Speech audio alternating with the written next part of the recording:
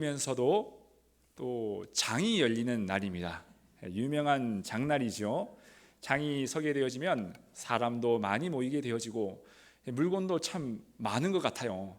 그래서 저는 이 장날을 장날이라 부르지 않고요, 장난이 아닌 날이라고 부릅니다. 장난이 아닌 것 같아요. 그만큼 많이 붐빈다라는 의미죠. 이 자리까지 나오는데 여러분들 쉽지 않으셨을 것입니다. 교통도 불편하고 또 주차하는 문제도 또 있었을 것입니다. 하지만 그럼에도 불구하고, 고민이 되어짐에도 불구하고 이 자리에 나오신 여러분들 한 분 한 분을 우리 주님께서 얼마나 귀하게 여기실까라는 생각을 하게 됩니다. 말로 표현할 수 없을 만큼 하나님께서는 여러분들을 사랑하시고 기뻐하시는 줄을 믿으실 수 있기를 바랍니다. 우리가 스마트폰으로 누군가에게 연락을 할 때 이 카톡을 많이 쓰게 되어집니다. 이 카톡의 안에 보면은 참 단톡방이 많습니다. 단톡방, 가족들이 모여 있는 가족 단톡방, 동기들이 모여 있는 동기 단톡방, 또 직장과 혹은 운동하시는 분들 모여 있는 단톡방들이 있죠. 교회 안에도 여러 가지 단톡방이 있죠. 우리 찬양대에도 단톡방이 있고, 또 구역 모임 혹은 남녀 선교회마다 이렇게 단톡방이 있을 것입니다. 이 단톡방을 가만히 보게 되어지면은 참 생각들이 다양하다라는 마음을 갖게 됩니다. 어떤 분은 산에 다녀온 사진을 올리신 분도 계시고, 또 어떤 분들은 이 손주 자랑하시는 분도 계십니다. 또 간혹 가다가 이 정치 이야기 올리시는 분들도 계세요. 그래서 나랑 의견이 좀 맞지 않아서 이렇게 눈살이 찌푸려지는 경우도 있는 것 같습니다. 참 신기하지요? 하나의 목적을 가지고 방이 만들어졌는데 그 안에 있는 사람들의 생각은 참 다양하다라는 사실입니다. 근데 여러분, 이것이 교회의 모습과 굉장히 닮았다라는 생각을 해보게 됩니다. 교회는 어떤 곳입니까? 예수 그리스도를 믿는 사람들의 모임이에요. 근데 그 안에 보면은 다양한 사람들의 모습들이 있는 것입니다. 이러한 세월을 살아온 사람의 경험이 있는 것이고, 또 이러한 마음을 가진 사람들이 모여 있고, 또 여러 가지 이 생각들이 모이게 됩니다. 그러다 보면은 교회 안에서 때로는 이 다양한 사람들이 모이다 보니까 나의 의견과 상대방의 의견이 이렇게 충돌하게 되어서 갈등이 생길 때도 있는 것 같습니다. 근데 이러한 모습은 요즘 교회의 모습뿐만이 아니에요. 2000년 전에 있었던 초대 교회 안에서도 이런 모습들이 참 발견이 많이 되어집니다. 특별히 오늘 우리가 읽은 이 고린도전서에 해당되어지는 고린도 교회가 어찌 보면은 하나 되기 힘든 이 단톡방의 모습을 그대로 가지고 있었던 것이죠. 오늘 본문 12절은 이렇게 기록하고 있습니다. 13절입니다. 함께 읽어보겠습니다. 우리가 유대인이나 헬라인이나 종이나 자유인이나 다 한 성령으로 세례를 받아. 아멘. 구절을 한번 띄워주시기 바랍니다. 여기에 보면은 유대인이나 헬라인이라는 표현은 이 출신지를 의미하는 것입니다. 지금으로 치자면은 강원도냐, 전라도냐, 경기도냐, 경상도냐, 충청도냐를 의미하는 거예요. 그리고 종이나 자유인이라는 것은 사회적 지위와 신분의 다름을 이야기하는 겁니다. 부자냐, 가난한 사람이냐, 혹은 많이 배운 사람이냐, 그렇지 않은 사람이냐, 사회적 지위가 높으냐, 그렇지 않으냐를 의미하는 거예요. 다시 말해서 이 고린도 교회 안에는 다양한 부류의 사람들이 다 한 곳에 모여 있었던 교회입니다. 그러니까 처음부터 이 교회는 하나 되기가 힘든 교회였어요. 그런데 거기에 문제까지 발생하게 되어집니다. 이 은사를 받게 되어지는 거예요. 아니, 은사를 받는데 좋은 일 아닌가? 라는 생각을 하게 되어지는데 이 교회는 아니었습니다. 은사도 여러 가지 각가지 은사가 나타나기 시작하는 거예요. 어떤 사람은 방언의 은사가 나타나고, 어떤 사람은 영분별, 방언 통역, 예언, 이렇게 신유, 다양한 은사들이 나타났고, 그 은사자들끼리 또 모이기 시작하는 겁니다. 그러면서 내 은사가 당신들 은사보다도 더 훌륭한 은사다라고 서로 자랑하기 시작하였고, 이것이 싸움으로 번지게 된 것이지요. 결국에는 이 문제는 너만 하나님을 믿은 것이 아니다라는 문제로 귀결이 되어집니다. 너만 하나님을 만난 것이 아니야. 여러분, 교회의 대부분의 갈등의 출발점이 어디서 시작되는가? 바로 이 지점에서 시작됩니다. 너만 하나님을 만난 것이 아니야. 나도 하나님을 만났어. 너만 하나님을 만난 것이 아니라 나도 하나님을 만났다. 이것이 처음에는 은혜가 되어집니다. 이게 평상시 때는 괜찮아요. 당신이 믿는 하나님과 내가 믿는 하나님은 한 분의 하나님, 이것이 은혜가 됩니다. 저도 여기서 설교를 하게 되어질 때 제가 만난 하나님을 여러분들에게 소개를 할 때가 있지 않습니까? 그러면 공감이 되잖아요. 아, 저 목사님이 만난 하나님과 내가 만난 하나님은 같은 분이시구나 라면서 우리가 은혜가 되어질 때가 있습니다. 근데 문제가 발생하게 되어져요. 언제 문제가 발생하는가요? 우리는 달라도 너무 다른 겁니다. 그러니 각자의 의견들이 나타나기 시작할 때 이때 문제가 발생하게 되어져요. 왜냐하면 많은 사람들이 내 의견이 하나님의 뜻과 가깝다라는 생각을 하게 됩니다. 물론 당신의 의견도 중요하겠죠. 하지만 내 의견이 내가 기도하고 하나님께 구한 거기 때문에 내 의견이 곧 하나님의 뜻이다라는 생각을 가지게 됩니다. 그런데 이런 생각들을 가지게 되어지면은 교회 안에서 이 힘든 상황들이 발생하게 되어져요. 왜냐하면 어떤 회의를 하게 되어졌을 때 나의 의견이 거절당해질 때가 있습니다. 그러면 내가 거절을 당한 것이 아니라 누가 거절을 당했다고 생각할까요? 하나님이 거절당했다고 생각하는 거예요. 내 의견이 무시당한 것이 아니라 하나님이 무시당했다는 생각을 가지게 됩니다. 그러니 각자 어떤 생각을 가게 되죠? 너만 하나님을 만난 것이 아니라 나도 하나님을 만났고 내 의견이 나도 기도하고 결정했기 때문에 하나님의 뜻이다라는 이 팽팽한 긴장감이 생기게 되어지는 것이죠. 그래서 교회 안에서 어떤 의견이 충돌이 생겨지게 되면은 중도가 없습니다. 교회가 한번 싸우기 시작하면요, 여러분 이 타협점이 없어요. 왜냐하면 서로 다 하나님의 뜻이기 때문이에요. 서로 다 하나님께 기도하고 결정했던 부분이기 때문입니다. 네, 여러분 이러한 사실을 누가 잘 알고 있는가? 마귀가 이걸 너무나도 잘 알고 있다는 것이죠. 사람들은 이 교회가 무너지는 것을 대부분 외부의 세력에 의해서 교회는 무너지고 실패할 것이다라고 생각합니다. 우리가 알고 있는 악한 이슬람권이 교회를 무너뜨릴 것이다. 혹은 불교나 저 이단들에 의해서 교회가 무너질 것이다라고 생각합니다. 여러분 교회는 어디에서 무너질까요? 불교나 이슬람권에 의해서 무너질까요? 통계에 의하면 대부분의 교회는 내부 갈등으로 인해서 무너졌습니다. 여러분 선교사님의 적은 누구일까요? 선교지에 나갔을 때 그 해외에 있는 이방 종교의 지도자들이 선교사들의 적일까요? 선교사들의 대부분의 적은 좀 안타까운 이야기지만 주변의 동료 선교사일 가능성이 높습니다. 여러분 목회자의 가장 큰 적은 누구일까요? 저 해인사에서 독 닦고 있는 스님들이 목사님의 적일까요? 목회자의 가장 큰 적은 죄송스러운 표현이지만 주변에 함께 동력하고 있는 목회자일 가능성이 큽니다. 그러면 성도의 가장 큰 적은 누구일까요? 제가 대답을 하지 않더라도 여러분들이 한번 생각해 보셨으면 좋겠습니다. 여러분 우리가 누군가에게 상처를 받는 것은 저 멀리 있는 사람들에게 상처를 받지 않아요. 대부분 가까이 있는 사람들에게, 나와 함께 했던 사람들에게 씻을 수 없는 잊지 못하는 상처를 받게 되어지는 것이죠. 그리고 이 사실을 누가 잘 알고 있는가? 마귀가 알고 있다는 거예요.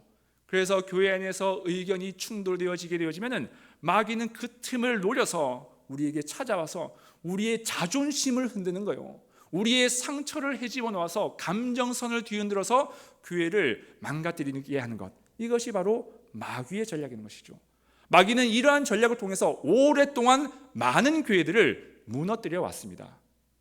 그렇다고 여러분 너무 두려워하실 필요는 없으세요. 마귀에게 전략이 있다면 우리에게도 뭐가 있을까요? 전략이 있는 겁니다. 어떤 전략이 있을까요? 두 가지를 기억하시고 돌아가시면 감사하겠습니다. 첫 번째는 우리는 한 몸이다라는 믿음입니다. 우리는 하나의 몸이다라는 믿음이에요. 오늘 본문 말씀에 보면은 이렇게 기록하고 있습니다. 고린도전서 12장 12절 말씀 함께 읽어보겠습니다. 시작. 많은 지체가 있고 몸의 지체가 많으나 한 몸임 같이 그리스도도 그러하니라. 아멘. 성경에 우리의 몸에는 여러 가지 지체가 있대요. 틀린 말이 아닙니다. 우리에게는 손, 다리, 코, 눈, 머리카락 여러 가지 장기가 있고 내부 안에도 폐, 심장, 위 여러 가지 장기가 있습니다. 총 우리 장기 이렇게 드러난 장기만 하더라도 78가지가 된다고 합니다. 참 많이 있죠, 장기가. 근데 이 각각의 장기가 개별이 아니라 어떤 것이죠? 하나입니다. 위, 눈, 이게 개별처럼 보이지만 사실은 이것이 한 몸인 거예요. 여러분, 교회도 마찬가지다라는 사실인 것이죠. 교회에 보면은 각자 여러 가지에 맡겨진 일들이 있습니다. 그런데 그 모든 사람들이 각자 개별이 아니라 어떻다고요? 그리스도의 한 몸이다라는 사실이에요. 지금 설교하고 있는 설교를 듣고 있는 여러분들은 한 몸이라는 것입니다. 여기에 찬양대, 그리고 우리 지휘자, 반주자, 또 오늘 기도하신 목사님, 여러 이제 위원들, 예배위원, 헌금위원들, 그리고 저기 예배드리고 있는 아이들까지도 개별이 아니라 어떻다고요? 우리는 한 몸이라는 것입니다. 이 믿음이 무너지게 되어지면은 그때부터 교회에 문제가 발생하기 시작합니다. 여러분, 조금 지저분한 이야기지만 양해를 구하고 여러분들에게 전합니다. 눈과 항문이 어느 날 대화를 하기 시작했습니다. 눈이 우쭐거리면서 이렇게 이야기를 하는 거예요. 항문에게. 항문아, 나는 주인을 위해서 아름다운 것도 많이 보고 또 위험한 일이 있으면 그것을 감지하여서 주인에게 말해준단다. 그런데 항문, 너가 하는 일은 도대체 뭐니? 너는 어두침침한 곳에서 한다는 것이 냄새만 풍기는 건 아니냐. 이 이야기를 들은 항문이 기분이 진짜로 안 좋았습니다. 하지만 반박할 수 없었던 게 틀린 이야기가 아니었어요. 그러던 어느 날 이 몸의 주인이 많은 사람들 앞에서 연설을 하는 시간을 가지게 되었습니다. 이제 강의를 시작하려고 하는데 갑자기 배가 살살 아파오기 시작하더니 찾아오지 말아야 할 손님이 찾아왔습니다. 그 손님은 바로 설사가 찾아왔어요. 보통 이 손님이 찾아오게 되어지면은 항문이 해야 될 역할들이 있습니다. 그것은 바로 자신의 문을 철저하게 잘 지키는 거예요. 그래서 안전을 보장하는 것입니다. 그런데 이 항문이 그날따라 지난번 눈이 했던 그 이야기가 기억이 나는 거예요. 너는 도대체 뭐 하냐? 그래서 항문이 그날 기분이 상해서 지켜야 할 문을 지키지 않았습니다. 그 문을 활짝 열어버렸어요. 시원하게 열어버렸습니다. 이게 무슨 말인지 모르시는 분들은 집에 가서 한번 곰곰이 생각해 보시기 바랍니다. 여러분, 결국에 누가 손해를 보게 된 것이죠? 주인이 몸, 아니 각자의 지체들, 장기들이 모두 다 손해를 보게 된 것입니다.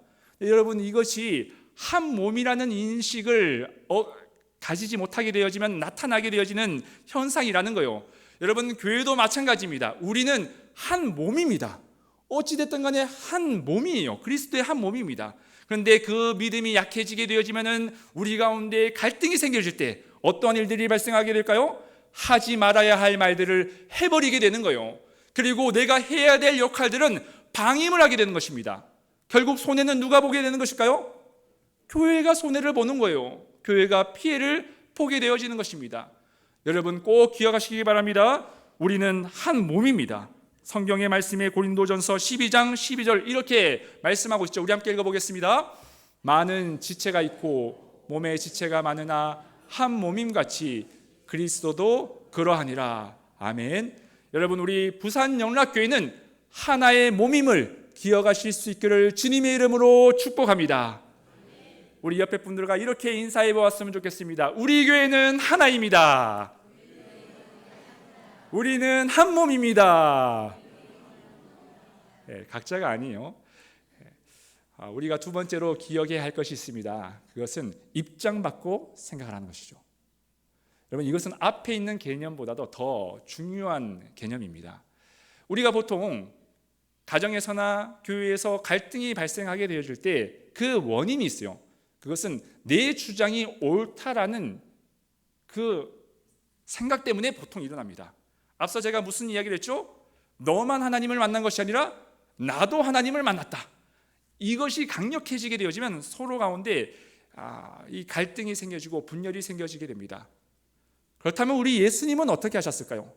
예수님은 이 갈등의 문제가 생겼을 때 우리와는 조금 다르게 바라보는 시각이 있었습니다. 주님은 옳고 그름으로 그 문제를 바라보지 않았습니다. 현장에서 가늠하다가 잡힌 여인이 끌려오게 되었습니다. 사람들이 예수님에게 물어보아요. 이 여인을 어떻게 할까요? 그러자 주님께서 어떻게 말씀하십니까? 이 여인을 용서해 주어라 라고 말씀하시지 않으십니다. 이 여인을 돌로 치라 라고 말씀하세요. 왜냐하면 성경 율법에 보면은 현장에서 가늠하다가 잡힌 여인은 돌로 치라라고 명령되어 있기 때문입니다. 주님께서는 그 말씀하신 그대로 하신 것이죠. 그런데 전제 조건을 붙였습니다. 돌로 치되 어떻게 해요? 죄 없는 자가 돌로 치라. 이게 무슨 말입니까? 이 여인이 잘못한 것은 명백한 사실입니다. 하지만 이 여인을 심판하는 너희들도 무죄한 자는 아니라는 거예요. 이것을 뒤집어서 이야기하자면 이 문제는 옳고 그름으로 판단하는 것이 아니라 입장을 바꿔놓고 생각을 하라는 주님의 메시지인 것입니다. 여러분, 우리가 어떤 문제가 있게 되어지면 그 사람을 굉장히 날카로운 비판을 가지고 우리가 평가를 하는 기준이 있습니다. 그것이 마치 앞서가는 행위라고 생각해요. 깨어있는 정의로운 행동이라고 생각합니다. 그래서 우리는 사람들을 평가하고 교회 지도자들을 비판하고 교회를 함부로 평가하는 경향이 있습니다. 그런데 여러분, 한번 우리가 뒤집어서 입장 바꿔서 한번 생각해 봅시다. 그 비판을 가지고 나를 바라본다면 어떻게 될까요? 그 날카롭고 잔인한 비판을 가지고 나를 바라보게 된다면 이 자리에 견딜 수 있는 사람이 누가 있겠습니까? 여러분, 어떤 문제가 있을 때 그것을 판단하고 정죄하는 것으로 끝나는 것이 아니라 옳고 그름의 잣대를 가지고 판단하는 것이 아니라 먼저 입장을 바꾸어서 생각을 해보는 것, 이것이 주님의 몸된 교회를 지켜나가는 지혜다라는 사실이죠. 바로 웃기는 우리 부산영락교회가 옳고 그름을 따지기 전에 그 사람의 입장을 먼저 생각해 보실 수 있기를 주님의 이름으로 축복합니다. 그 사람의 형편과 처지를 생각해 보면 그 사람이 왜 저런 말을 했는지 이해가 가요. 요즘에 많이 힘들구나. 요즘에 사는 것이 쉽지가 않구나. 얼마나 힘들까. 이해를 하게 되어지는 것입니다. 하지만 이것이 옳다, 틀리다라는 개념을 가지고 접근하게 되어지면 서로의 마음에 씻을 수 없는 상처가 생겨지게 됩니다. 근데 한편에서는 또 이런 생각이 들어요. 그래, 내가 상대방의 입장으로 내가 양보해야지라는 마음을 가지게 되는데요. 반대편에 있는 상대방은 양보할 생각이 없습니다. 계속해서 자신의 주장을 계속 옳다라고 이야기하게 되는 것이죠. 그렇게 되면 우리의 마음 가운데 또 한편에 이런 생각이 드는 겁니다. 이거 나만 손해보는 건 아닌가? 이게 내가 만만해서 그런가? 내가 참아주는 것이 내가 바보라고 생각해서 하는 것인가? 라는 생각을 하게 되고, 그 틈을 또 누가 찾아 들어오죠? 마귀가 찾아 들어오는 거예요. 근데 여러분, 이 개념을 꼭 기억하시기 바랍니다. 하나님은 살아계신 하나님이세요. 할렐루야. 우리가 옳고 그름의 문제에 대해서 내가 그 사람에게 양보했을 때 내가 손해를 볼 때가 있다는 판단이 듭니다. 하지만 하나님이 살아계세요. 선악을 분별하시는 공의의 하나님이 살아계십니다. 그리고 우리의 이 문제를 하나님이 평가해 주신다는 거예요. 오늘 성경 말씀에 전도서 12장 14절 말씀에 이렇게 기록하고 있습니다. 우리 함께 읽어보겠습니다. 하나님은 모든 행위와 모든 은밀한 일을 선악간에 심판하시리라. 아멘. 구절을 잘 보시기 바랍니다. 하나님께서 어떤 선악을 심판하신다고 하고 있죠? 은밀한 일이요. 은밀한 일. 은밀하다는 것은 이것이 드러나지 않았던, 포장되어져 있고 숨겨진 일을 의미하는 거예요. 그러니까 판단하기 힘든 일이라는 것입니다. 그 사람이 거짓말을 한다면 잘 모를 법한 일, 좋게 포장을 하고 광고를 해버리면 이게 평가가 되어지지 않는 일, 사람들이 인정하지 못할 만한 그런 일들을 우리 하나님은 넘어가시지 않고 그것까지도 판단하신다라고 성경은 말씀하고 있는 것이죠. 그렇기 때문에 여러분, 내가 교회를 위해서 정직한 일을 행했고 그 사람 때문에 내 마음이 힘들고 때로는 손해보는 것 같을지라도 내 의견을 내려놓는 것, 여러분, 이것을 우리 하나님은 알고 계시다는 것입니다. 아무리 숨겨지고 은밀한 일일지라도 그것을 하나님께서 심판하신다는 그 믿음을 가지고 나아가실 수 있기를 주님의 이름으로 축복합니다. 다윗은 이 성경에서 굉장히 존경받는 인물이죠.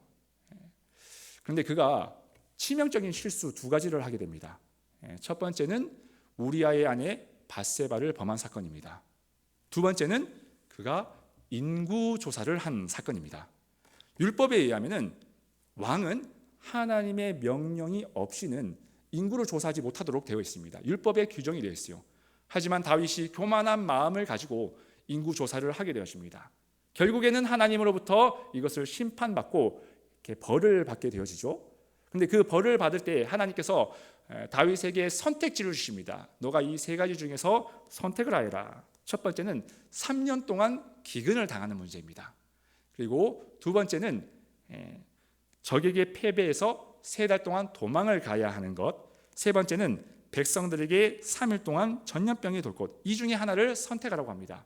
다윗이 무엇을 선택하였을까요? 전염병을 선택하게 됩니다. 제가 이 선택을 보면서 다윗에게 큰 실망을 했습니다. 여러분, 전염병을 선택했다는 것은 나는 이 벌에서 제외되겠다는 말이에요. 벌은 자신이 저질렀음에도 불구하고 나는 이 벌을 받지 않겠다라는 태도인 것입니다. 결국에 이 3일 동안의 전염병을 통해서 이스라엘 백성이 7만 명이 사망하게 되었어요. 7만 명. 물론 다윗이 이 사건을 보고 나중에 후회하는 장면이 있습니다. 그런데 여러분, 후회하면 뭐합니까? 7만 명은 이미 죽었는데 그 사람들이 돌아오겠습니까? 다윗은 참 나쁜 지도자이다.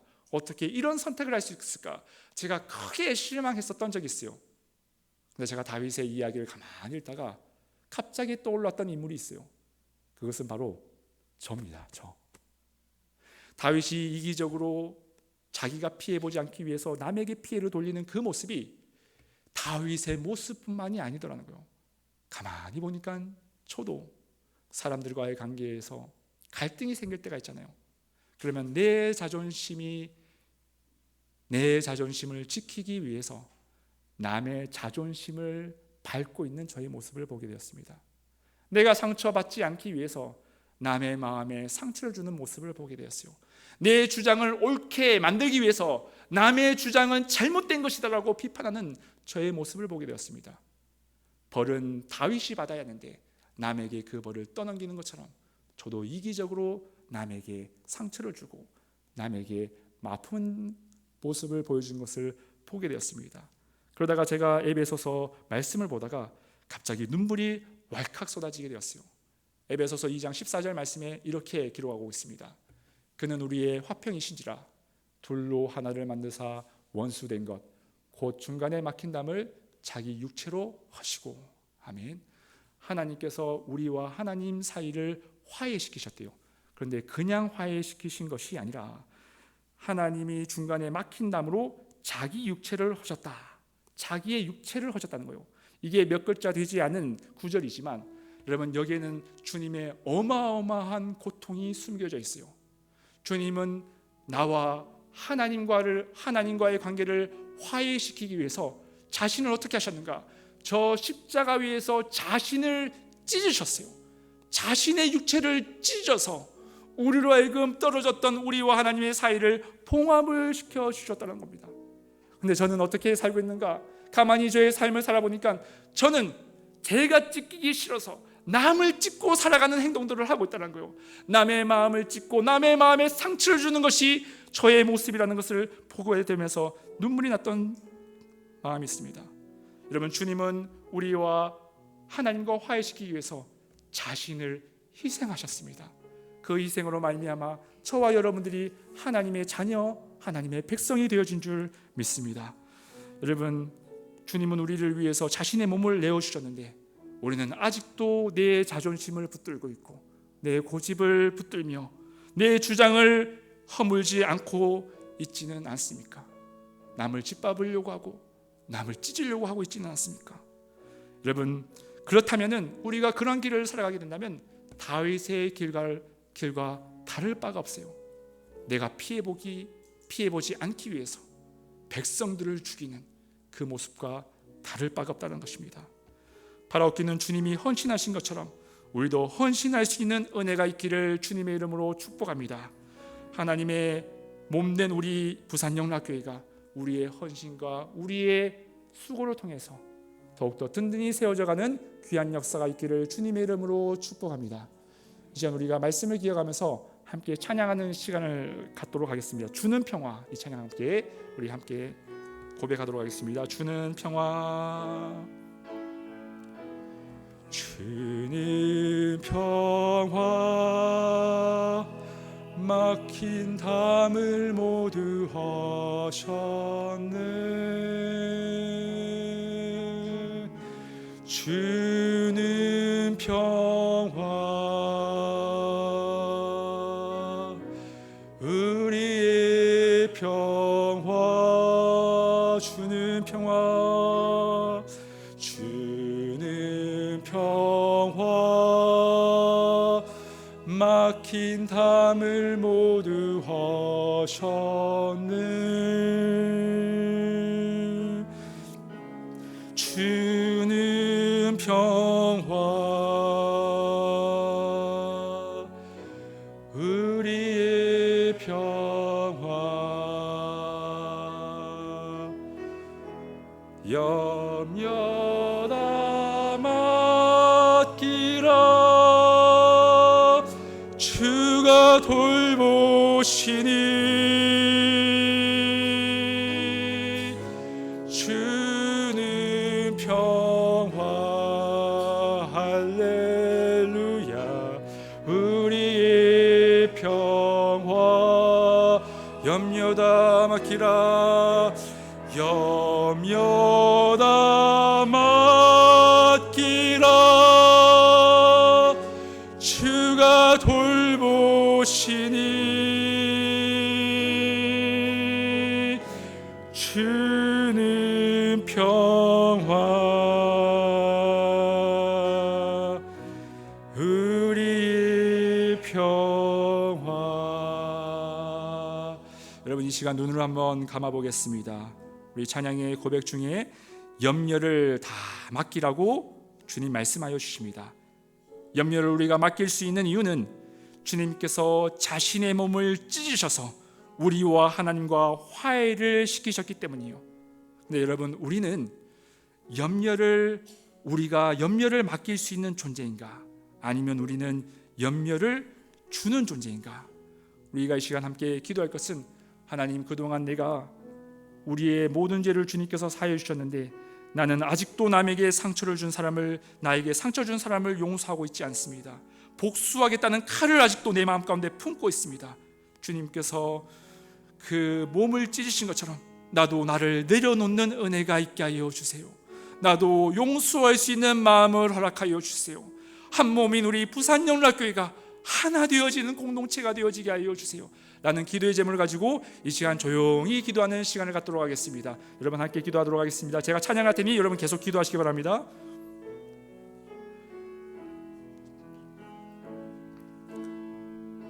주는 평화,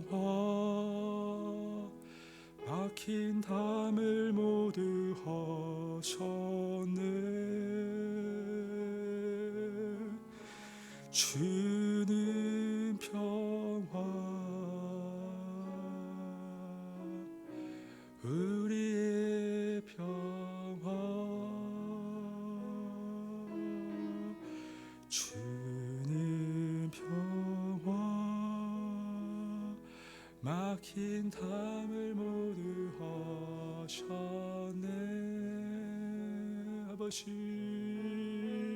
주는 평화, 우리의 평화. 이 시간에 함께 고백하겠습니다. 염려다 맡기라. 염려다 맡기라.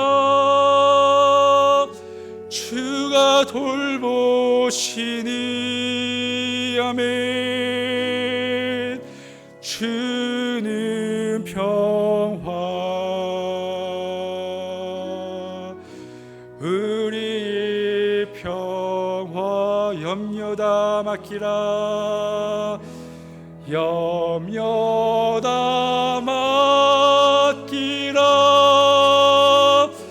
주가 돌보시니.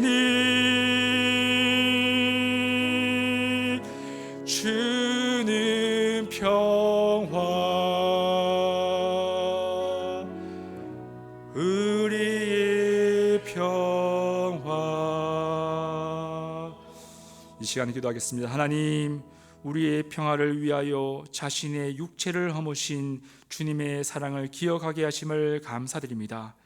하지만 우리는 여전히 나의 자존심과 고집, 주장을 내려놓지 못할 때가 많았습니다. 주님, 막힌 담을 허무신 예수님처럼 우리도 화해의 도구가 되어지는 은혜가 있게 하여 주옵소서. 우리가 있는 곳에 주님의 평화가 임하는 역사가 있게 하여 주셔서 한 몸인 예수 그리스도의 몸을 세워가는 은혜가 있게 하여 주옵소서. 감사를 드리며 예수님의 이름으로 기도하옵나이다. 아멘.